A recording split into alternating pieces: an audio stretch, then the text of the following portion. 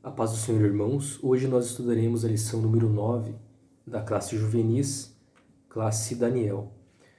O título da nossa lição é A Igreja em Missões Urbanas. O nosso texto bíblico encontra-se em Marcos, capítulo 16, versículo 15, que relata a ordem que Jesus deu aos apóstolos quando ressuscitou. Jesus disse para eles irem por todo o mundo pregando o evangelho a toda criatura. A grande comissão, o Ide, é uma ordem para todos os crentes. Jesus mandou os discípulos fazerem mais discípulos que obedecessem a todos os seus mandamentos, conforme João, capítulo 14, versículo 15. Um desses mandamentos é fazer mais discípulos.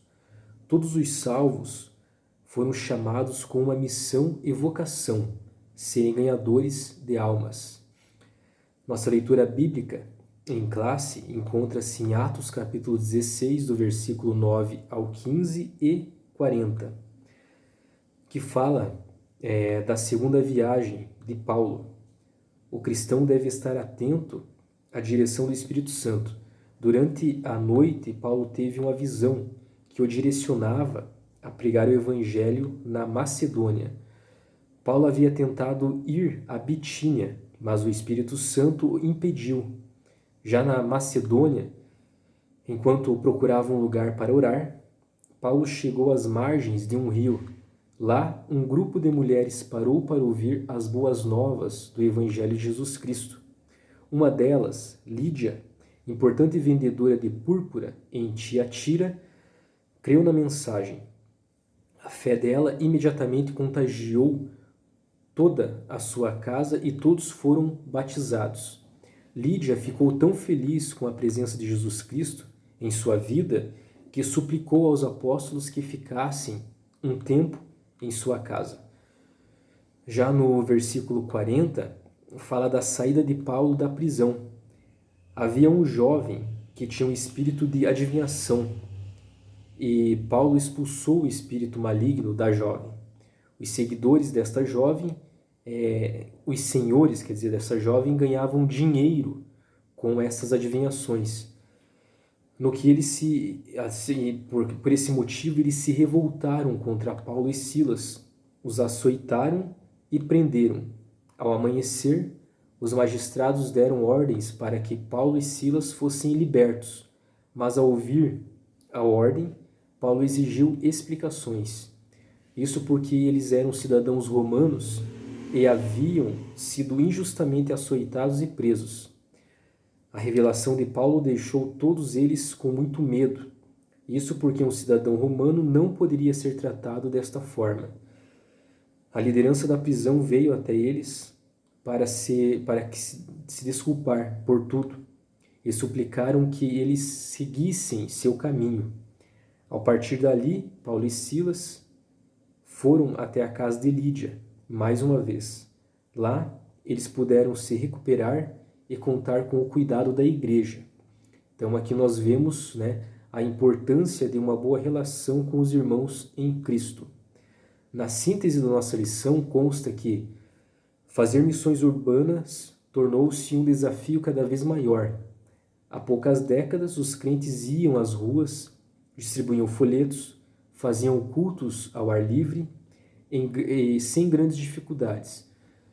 Contudo, com o aumento dos centros urbanos e da violência, as pessoas mudaram os seus hábitos, trancando-se em seus apartamentos e casas muradas.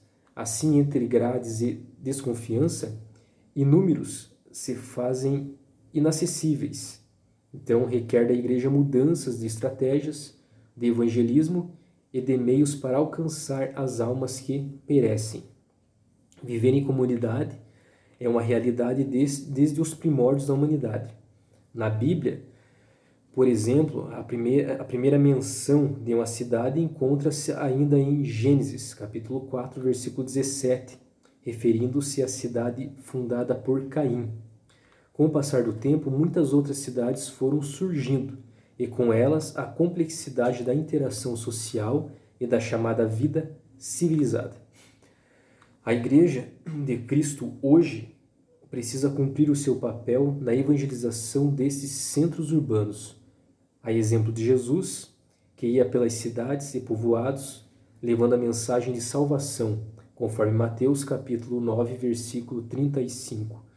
O nosso primeiro objetivo, o primeiro objetivo da nossa lição, é apresentar as estratégias usadas por Paulo para evangelizar os grandes centros.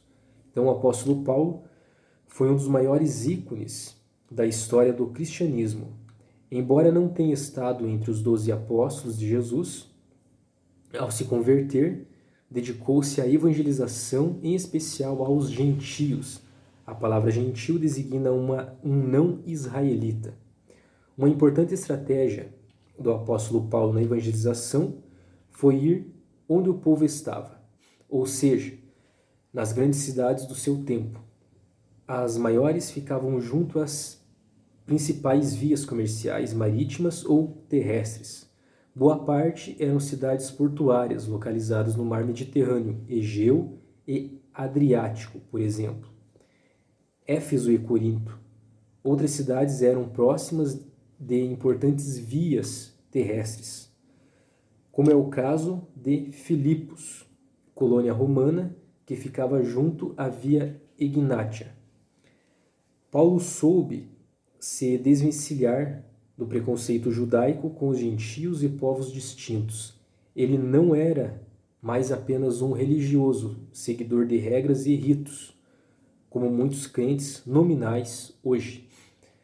Antes do encontro com Cristo, Saulo era fariseu, membro da mais legalista de todas as seitas judaicas que havia em Jerusalém.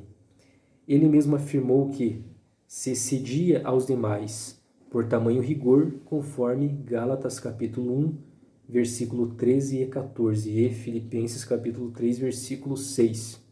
Porém, ao encontrar-se com Jesus no caminho de Damasco, tudo mudou na sua história. Paulo abandonou a sua concepção meramente religiosa e distante sobre Deus e a salvação por obras da lei, passando a dedicar-se à pregação da salvação pela graça de Cristo. Assim como nós, Paulo foi chamado para pregar o evangelho aos gentios, isto é, aos não-israelitas. Paulo é um exemplo tanto por seu esmero, como por suas estratégias inteligentes para alcançar pessoas de diferentes tradições, costumes e crenças, conforme consta em Coríntios capítulo 9, do versículo 19 até o 23. Paulo sabia respeitar e usar a cultura alheia a favor da anunciação do Evangelho. Certa vez, ao pregar aos gregos sobre o Deus desconhecido, usou a citação de um filósofo chamado Creontes, que vivera entre os anos de 301 a 232 a.C., e era conterrâneo de seus ouvintes, conforme Atos capítulo 17, versículo 28. Esta é uma estratégia poderosa. Usar o que os ouvintes entendem para lhes apresentar o que ainda desconhecem, o plano da salvação em Cristo. Então o apóstolo sabia utilizar o contexto para se aproximar e ganhar as pessoas para Jesus, conforme a primeira carta de Paulo aos Coríntios, capítulo 9, do versículo 20 até o 23. Temos também o exemplo do nosso Senhor e Salvador Jesus Cristo, que falava muito através de parábola. Utilizava exemplos do dia a dia, da natureza, tais como parábolas da semente, do trigo e do joio, do grão de mostarda, do fermento. Utilizava-se de parábolas para explicar de forma simples as coisas complexas do reino de Deus. O segundo tópico, o segundo objetivo da nossa lição é encorajar a vencer os desafios da evangelização nos grandes centros e nas pequenas cidades. Então, a nossa missão se torna mais desafiadora por vivermos em uma sociedade pós-moderna, caracterizada por seu antropocentrismo, que é uma concepção que considera que a humanidade deve permanecer no centro do entendimento dos humanos, isto é, o universo deve ser avaliado de acordo com a sua relação com o ser humano, sendo que as demais espécies, bem como tudo mais, existem para servi-los. Pelo relativismo, que é o conceito de que os pontos de vista não têm uma verdade absoluta ou validade intrínsecas, mas eles têm apenas um valor relativo, subjetivo e de acordo com diferenças na percepção e consideração pelo materialismo, que é o tipo de fisicalismo que sustenta que a única coisa da qual se pode afirmar a existência é a matéria, que fundamentalmente todas as coisas são compostas de matéria e todos os fenômenos são o resultado de interações materiais, que a matéria é a única substância, pelo secularismo, que é o princípio da separação entre instituições governamentais e instituições religiosas, e pela permissividade, que significa ser tolerante com os erros e falhas dos demais, indulgente, sociedade permissiva. Então, sem controle, que é desregrado, sem firmeza, licencioso, em conformidade com a palavra de Deus, nós devemos amar o pecador, mas não o pecado. Devemos pregar a palavra para que, através da ação do Espírito Santo, o pecador abandone a vida de pecado. Então, para alcançar os grandes centros urbanos, com seus diferentes grupos e particularidades, devemos seguir o exemplo de Jesus, que, ao convocar os seus discípulos para obedecer à grande comissão, explicou que a mensagem deveria alcançar a todos. Então, Jesus veio buscar e salvar o que havia se perdido e traçou estratégias de alcance das pessoas, começando pelas aldeias, conforme Mateus capítulo 4, versículo 23 e capítulo 9, versículo 35. A partir daí, deveriam alcançar os grandes centros até os confins da terra, conforme Atos capítulo 1, versículo 8. Então devemos seguir o exemplo do Mestre, buscar os pecadores em toda parte, quer nas cidades, no interior, campos e lugares mais remotos. O nosso terceiro objetivo é falar como utilizar os meios tecnológicos na evangelização. Então, um estudo realizado pela Fundação Getúlio Vargas apontou que o Brasil permanece com mais de um smartphone por habitante. Ao todo, são 234 milhões de celulares inteligentes, smartphones. Então, ao adicionar notebook e tablets, são 342 milhões de dispositivos portáteis, em junho de 2020. Ou seja, 1,6 dispositivo portátil por habitante. Então, por aí nós conseguimos ver que as pessoas, no modo geral, estão bem antenadas, digamos assim. Então, nós, como cristãos, discípulos de Jesus Cristo, também podemos atender ao ID, atender à grande comissão, enviando e-mail, enviando WhatsApp com mensagens bíblicas, com hinos, com convites para os cultos, nas redes sociais, no Instagram, no Facebook. Então podemos dar o bom exemplo e falar de Jesus. Podemos citar também que logo após o início desta pandemia de Covid, a Escola Bíblica Dominical da nossa igreja, com a iniciativa do superintendente irmão Fabiano, criou página específica no YouTube para dar continuidade às aulas, para que os alunos não deixassem de ter as aulas.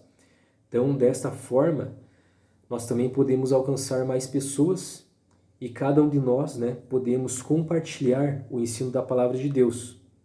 Então, na página da EBD, existem as aulas para todas as classes, faixas etárias, tem para os irmãos, tem para os jovens, para os adolescentes, para as crianças. Então, dessa forma, também estamos evangelizando e atendendo ao ID. Amém? Deus abençoe cada um de vocês e até a próxima.